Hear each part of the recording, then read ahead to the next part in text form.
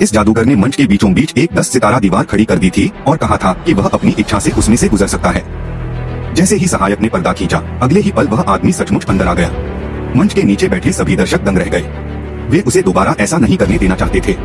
जिस आदमी ने सिर्फ एक बार रिहर्सल की थी, उसे डर था कि वह मंच से उतर नहीं पाएगा, इसलिए उसे मजबूरन सिर उठाकर प्रदर्शन करना पड़ा। स्क्रीन बंद होने के बाद वह जल्दी से एक इशारा करने लगा और उसके साथी ने जल्दी से मशीन को नीचे खींच लिया।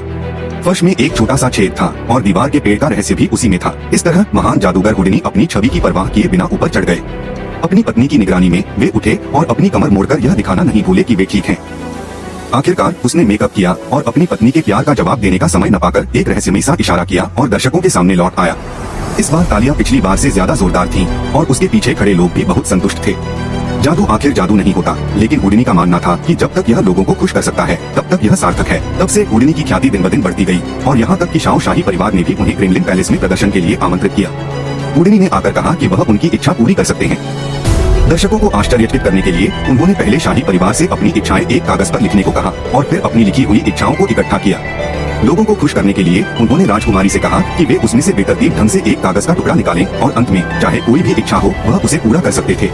लेकिन जब हुडिनी ने उसे खोला तो उसे याद आया कि उसे रूसी नहीं आती, जिससे सभी तुरंत हंस पड़े। उसने सोचा कि वह एक निम्न कोटि का राक्षस साधु है और उसने यह सोचकर अपना दिल भी छोड़ दिया कि वह बस एक छोटा सा विदूषक है।